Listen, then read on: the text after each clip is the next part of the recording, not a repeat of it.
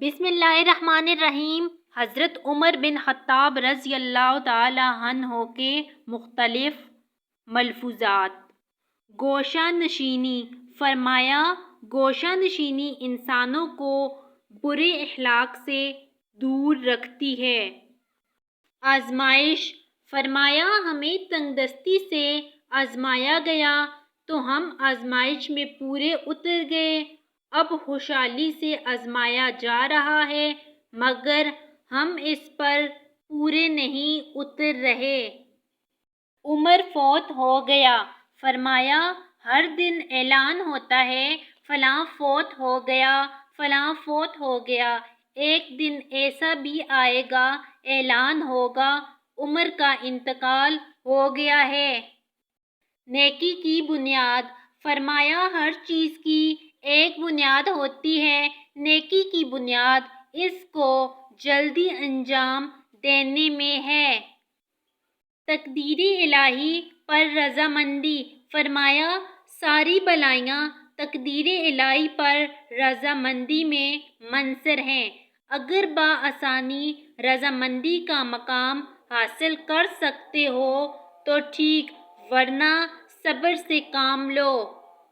تکلیف دہ بات۔ فرمایا اگر تمہیں تکلیف دہ بات سننی پڑ جائے تو اپنا سر جھکا دو تاکہ وہ بات تمہیں پھلانگ کر آگے چلی جائے، یعنی اسے سنجیدہ لے کر خود کو پریشان مت کرو۔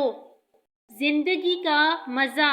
فرمایا ہم نے اپنی زندگی کا مزہ صبر میں پایا ہے۔ توبہ کاروں کی صحبت۔ فرمایا توبہ کرنے والوں کی صحبت میں بیٹھا کرو کیونکہ وہ دل کے بہت نرم ہوتے ہیں۔ علم کے محافظ بنو۔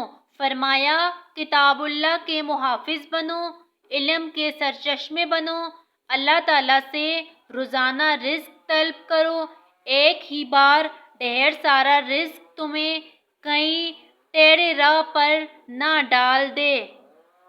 عیب کا ہدیہ۔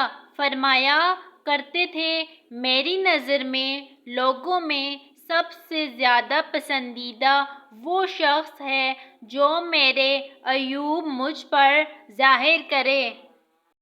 فقیر کون ہوتا ہے؟ فرمایا جس کے پاس رات گزارنے کے لیے روٹی کا خشک ٹکڑا موجود ہو وہ فقیر نہیں ہوتا، فقیر تو وہ ہوتا ہے جس کے پاس کھانے کے لیے کچھ نہ ہو۔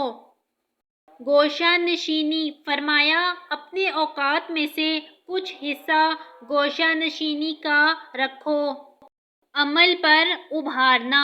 فرمایا تم میں سے جو اچھا کام انجام دے گا ہم اس کی تعریف کریں گے، جو کوئی کام نہیں کرے گا اس پر فرد جرم عائد کریں گے۔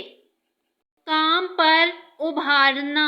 فرمایا اے غربا کی جماعت سر اٹھا کر چلا کرو، اسباب رزق کا دروازہ تمہارے سامنے کھلا ہے، لوگوں پر بوجھ مت بنو۔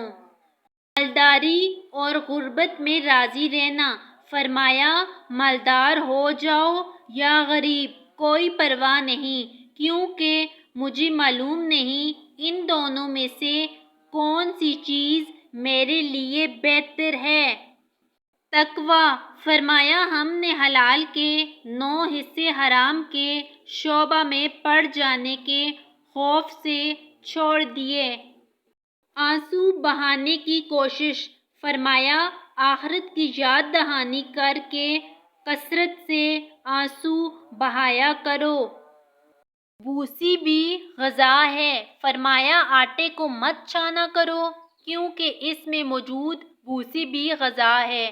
Thanks for watching the video. Please like and subscribe to my YouTube channel.